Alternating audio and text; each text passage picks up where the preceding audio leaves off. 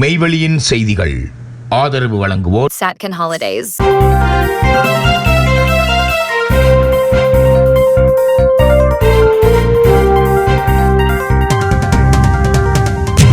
வணக்கம். மெய்வெளியின் செய்திகள் வாசித்தளிப்பவர் ரஜிதா சாம். முதலில் இலங்கை செய்திகள்.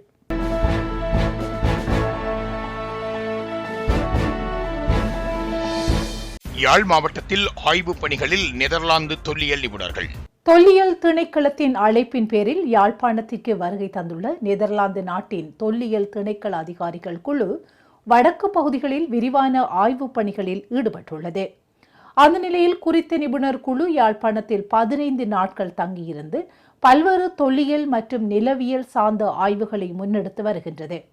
இந்த ஆய்வுகளின் போது நிலத்தின் தன்மை, நிலத்தடியில் காணப்படும் தொன்மைச் சுவடுகள் மற்றும் வரலாற்று முக்கியத்துவம் வாய்ந்த அமைப்புகள் தொடர்பான தரவுகள் நவீன தொழில்நுட்ப சாதனங்களின் உதவியுடன் சேகரிக்கப்பட்டு ஆய்வு செய்யப்படுகின்றன. குறிப்பாக நல்லூர், நெடுந்தீவு மற்றும் காரிநகர் உள்ளிட்ட பகுதிகளில் அதிகளவான கள ஆய்வுகள் இடம்பெற்று வருவதாக தெரிவிக்கப்படுகின்றது. யாழ்ப்பாண பகுதியில் அமைந்துள்ள ஐரோப்பியர்களின் காலனித்துவ காலத்து எச்சங்கள், குறிப்பாக நெதர்லாந்து, டச்சு ஆட்சி காலத்து கோட்டைகள் மற்றும் தேவாலயங்களின் வரலாற்று தொடர்புகளையும் அதற்கு முற்பட்ட காலத்து உள்நாட்டு வரலாற்று சான்றுகளையும் கண்டறிவதே இந்த ஆய்வின் முக்கிய நோக்கம் என தெரிவிக்கப்பட்டுள்ளது. இந்த விரிவான கள ஆய்வின் மூலம் வடக்கு மாகாணத்தின் தொல்லியல் பாரம்பரியம் மற்றும் மறைக்கப்பட்ட வரலாற்று உண்மைகள் தொடர்பான புதிய ஆதாரங்கள் வெளிச்சத்துக்கு வரும் என பெரிதும் எதிர்பார்க்கப்படுகின்றது. உயிர்த்த ஞாயிறு குண்டு தாக்குதல் விசாரணைகளை சலைவுடன் நிறுத்தவே போராடுகிறார்கள். உண்மை ஓரிரு மாதங்களில் வெளிவரும். நீதி அமைச்சர் உறுதி. சுரேஷ் சாலே மற்றும் உயிர்த்த ஞாயிறு குண்டு தாக்குதல் தொடர்பான விசாரணைகள் சட்ட ரீதியாக முன்னெடுக்கப்பட்டு வருவதாக தெரிவித்த அமைச்சர், விசாரணைகளில் அரசியல் தலையீடு எதுவும் இல்லை என வலியுறுத்தியுள்ளார். சுரேஷ் சாலே 90 நாட்கள் தடுப்பு காவலில் வைக்கப்பட்டிருந்த போது யாரும் அவருக்காக போராட்டம் நடத்தவில்லை என்றும், முன்னாள் ஜனாதிபதி கோட்டபாய ராஜபக்ஷவுக்கு வெளிநாட்டு பயண தடை விதிக்கப்பட்ட பின்னரே சிலர் சத்தியாகிரக போராட்டங்களில் ஈடுபட்டதாகவும் அவர் குற்றம் சாட்டினார். குண்டு தாக்குதலில் 278 பேர் கொல்லப்பட்டார்கள், 500 பேர் வரை காயமடைந்திருந்தார்கள். இவர்கள் பற்றி ஒரு சில ஊடகங்கள் பேசுவதில்லை என தெரிவித்த அவர், சரத் பொன்சேகா சிறைக்கு அனுப்பும்போது இராணுவத்தினர் பாதுகாக்கப்பட வேண்டும் என்ற கொள்கை பற்றி யாரும் கேள்வி எழுப்பவில்லை என குறிப்பிட்டார். மேலும் உயிர்த்த ஞாயிறு தாக்குதல் தொடர்பான உண்மைகள் இன்னும் சில மாதங்களில் வெளிவரும் என நம்பிக்கை வெளியிட்ட அமைச்சர், விசாரணைகளை தடுக்க முயற்சிப்பவர்கள் தோல்வி அடைவார்கள் என்றும் தெரிவித்தார்.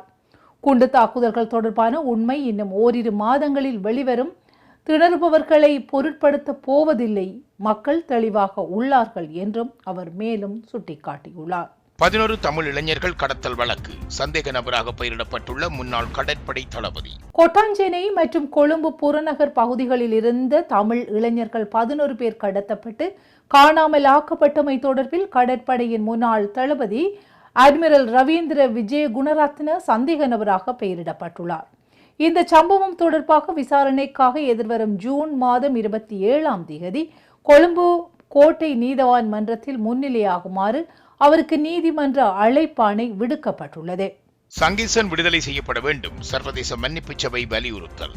பயங்கரவாத தடை சட்டத்தின் கீழ் கைது செய்யப்பட்டுள்ள கிளிநொச்சியைச் சேர்ந்த சொல்லிசை பாடகர் சங்கீத்சன் உடனடியாக விடுதலை செய்யப்பட வேண்டும் என சர்வதேச மன்னிப்பு சபை வலியுறுத்தியுள்ளது.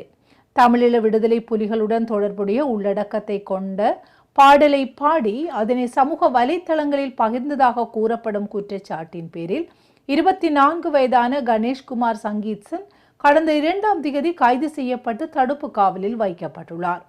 இந்த நிலையில் அவர் மீது சர்வதேச சட்டங்களின் அடிப்படையில் ஏற்றுக்கொள்ளத்தக்க குற்றச்சாட்டு எதுவும் முன்வைக்கப்படவில்லை என்றால் உடனடியாக விடுவிக்கப்பட வேண்டும் என்று மன்னிப்பு சபை தெரிவித்துள்ளது. பயங்கரவாத தடை சட்டம் நீண்ட காலமாக மனித உரிமை மீறல்களுக்கு வழிவகுப்பதாகவும், அதன் பரந்த மற்றும் தெளிவற்ற வரையறைகள் சர்வதேச மனித உரிமை நியமங்களுக்கு முரணானவை என்றும் அந்த அமைப்பு சுட்டிக்காட்டியுள்ளது.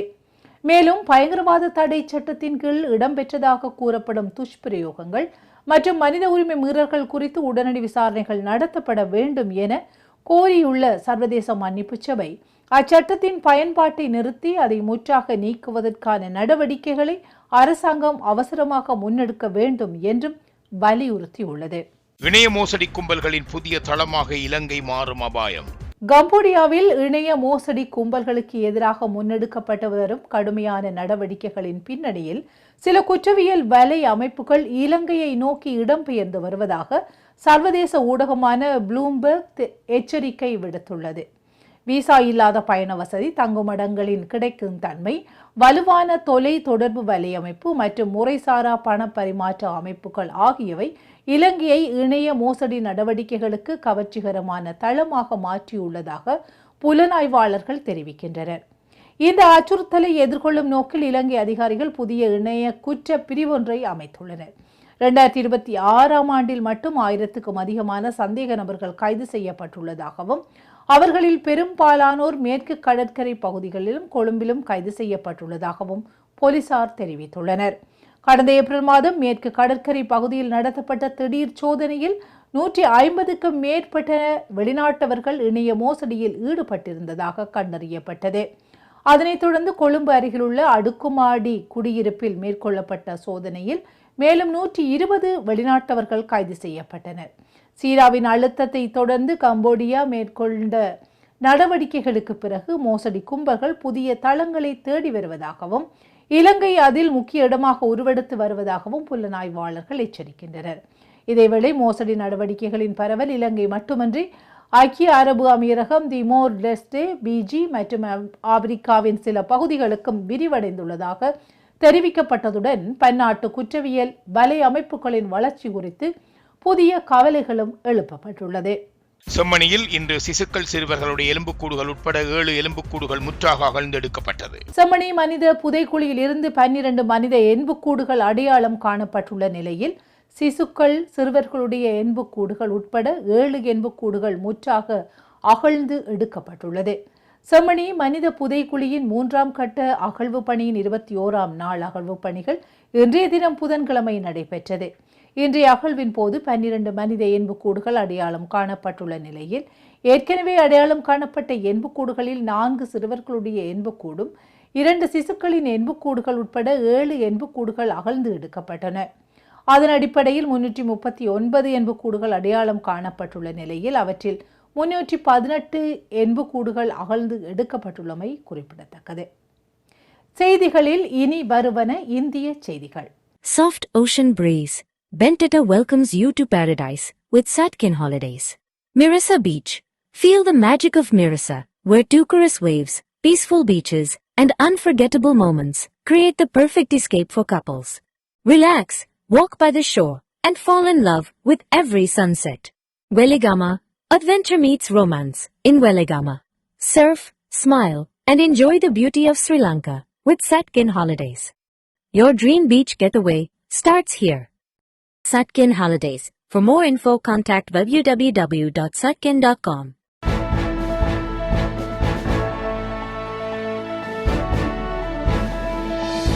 இயக்குனர் பாரதிராஜா உடலுக்கு அரச மரியாதை. அஞ்சலிக்கு பின் முதல்வர் விஜய் அறிவிப்பு. திரைத்துறையில் பாரதிராஜாவின் பங்களிப்பை போற்றி அஞ்சலி செலுத்தும் வகையில் அவரது இறுதி பயணத்திற்கு அரச மரியாதை வழங்கப்படும் என்று முதல்வர் விஜய் அறிவித்துள்ளார்.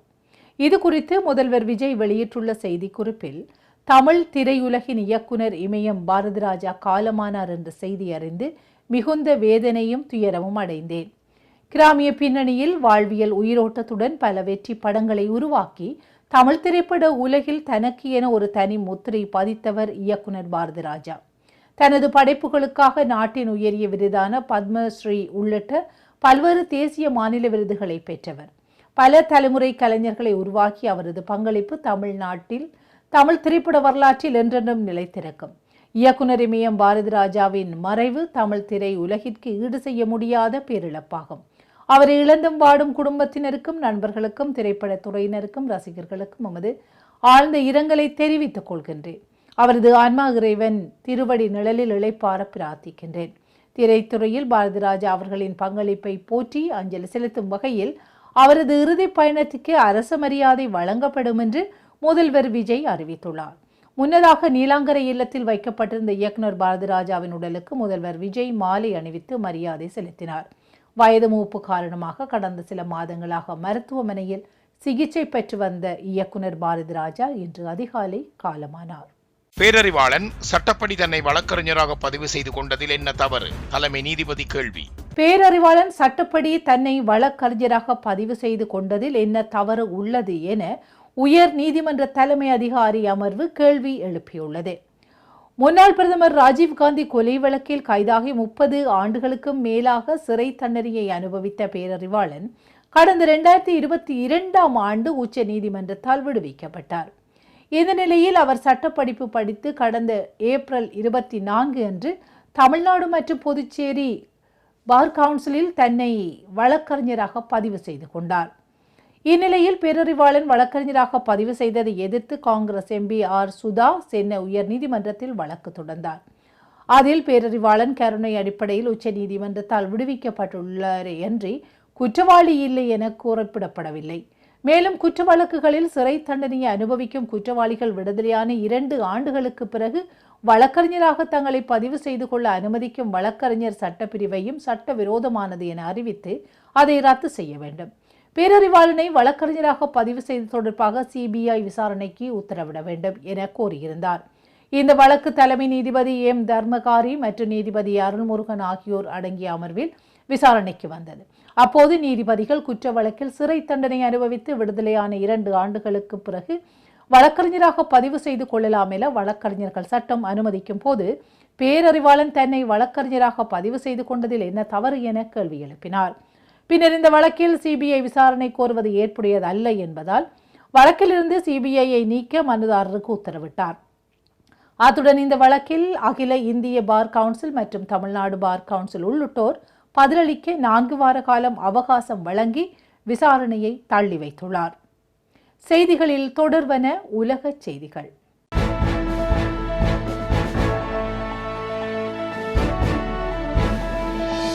பிரித்தானியாவில் புலம்பெயர்ந்தோருக்கு எதிராக வெடித்துள்ள வன்முறை, வீடுகள் கார்களுக்கு தீ வைப்பு. வட அயர்லாந்து நகரம் ஒன்றில் புலம்பெயர்ந்தோருக்கு எதிராக வெடித்துள்ள வன்முறையை தொடர்ந்து புலம்பெயர்ந்தோரின் வீடுகள் கார்களுக்கு தீ வைக்கப்பட்டுள்ளது. சூடான் நாட்டைச் சேர்ந்த 30 வயது நபர் ஒருவர் பிரித்தானியாவில் புகலிடம் கோரிய நிலையில் பிரித்தானியாவில் தங்கியிருந்த அவருக்கு அனுமதி அளிக்கப்பட்டிருந்தது. ஆனால் அவர் திங்கட்கிழமை இரவு பெல்ஃபாஸ்ட் நகரில் 40 வயது மதிக்கத்தக்க ஒருவரை கத்தியால் தாக்கியுள்ளார். அக்கம் பக்கத்தில் இருந்தவர்கள் தாக்கப்பட்ட நபரை காப்பாற்றியதுடன் அந்த சூடான் நாட்டவரை பிடித்து வைத்துள்ளார்கள். போலீசார் அவரை கைது செய்துள்ளார்கள். அந்த சூடான் நாட்டவர் தாக்குதல் நடத்தும் வீடியோ சமூக ஊடகங்களில் பரவ அதற்கு எதிர்ப்பு தெரிவிக்கும் வகையில் சிலர் ஆர்ப்பாட்டங்களில் ஈடுபட்டுள்ளார்கள். அப்போது முகமூடி அணிந்த சுமார் 100 இளைஞர்கள் அங்கு சென்று கார்கள், குப்பை தொட்டிகளுக்கு தீ வைத்துள்ளனர். பேருந்து ஒன்றுக்கும் தீ வைக்கப்பட்டுள்ளது.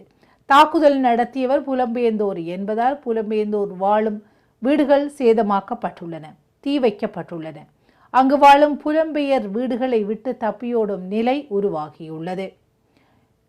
இதற்கு பதிலளிக்கும் விதமாக காவல்துறை கவச வாகனங்களை அனுப்பியுள்ளதுடன் கலகக்காரர்களை கைது செய்யும் நடவடிக்கை எடுத்துள்ளனர். அதே நேரத்தில் தீவிர வலதுசாரிகளின் கிளர்ச்சிக்கு எதிராக காவல்துறை எச்சரித்துள்ளது. பெல்ஃபாஸ்ட் நகரில் நடந்த கத்திக்குத்து தாக்குதலை தொடர்ந்து அங்கு கலவரம் வெடித்த நிலையில் அமைதியாக இருக்க வேண்டிய நேரம் இது என டவுனிங் ஸ்ட்ரீட் தெரிவித்துள்ளது. இந்த தாக்குதலுக்கு பிரித்தானிய பிரதமர் கியர் ஸ்டார்மர், வட அயர்லாந்தின் அனைத்து கட்சி அரசியல்வாதிகள் உட்பட ஏராளமான பேர் கண்டனம் தெரிவித்துள்ளனர். இதேவேளை கத்திக்குத்து தாக்குதல் சம்பவத்துடன் தொடர்புடைய 30 வயதுடைய சூடான் பிரஜை இன்று லண்டன் நீதிமன்றத்தில் முன்னிலைப்படுத்தப்பட்டார். அத்துடன் அலோடிற்கு பிணை வழங்கப்பட்டால் பொது அமைதிக்கு குந்தகம் ஏற்படும் என போலீசார் நீதிமன்றத்தில் சுட்டிக்காட்டினர். இதனைத் தொடர்ந்து அவருக்கு பிணை வழங்க நீதிபதி மறுப்பு தெரிவித்துள்ளார். மேலும் கலவரம் மற்றும் வன்முறை குற்ற செயல்களுக்கு எதிராகவும் நீதிபதி கண்டித்துள்ளார். அமெரிக்காவுக்கு பதிலடி, வளைகுடா நாடுகளை குறிவைத்து தாக்கும் ஈரான். அமெரிக்காவின் தாக்குதல்களுக்கு பதில் கொடுக்கும் விதமாக ஜோர்டன் மற்றும் வளைகுடா நாடுகளில் உள்ள அமெரிக்க தளங்களை குறிவைத்து ஈரான் தாக்குதலை ஆரம்பித்துள்ளது. ஹார்முஸ் ஜலசந்தியில் ரோந்து பணியில் ஈடுபட்டிருந்த அமெரிக்காவின் அதிநவீன அப்பாச்சி ரக ஹெலிகாப்டர் இராணுவம் சுட்டு வீழ்த்தியது.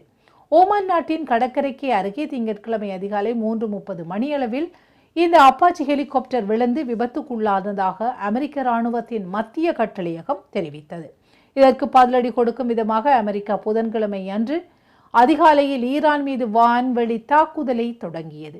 அமெரிக்காவின் தாக்குதல்களுக்கு பதிலடி கொடுக்கும் விதமாக பஹ்ரைன், குவைத் மற்றும் ஜோர்டன் ஆகிய வளைகுடா நாடுகளை குறிவைத்து ஈரான் தாக்குதல்களை நடத்தியது.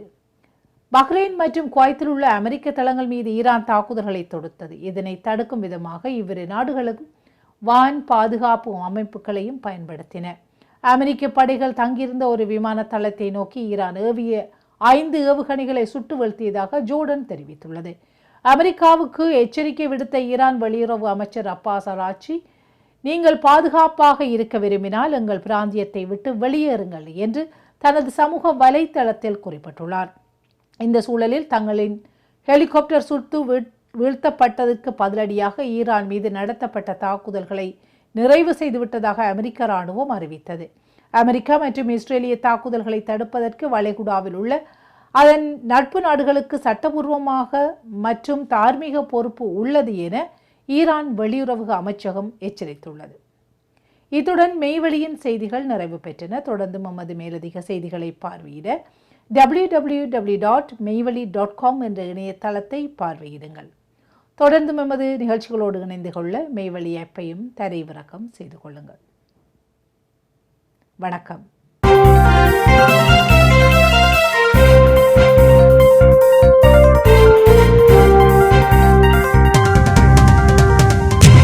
Soft ocean breeze.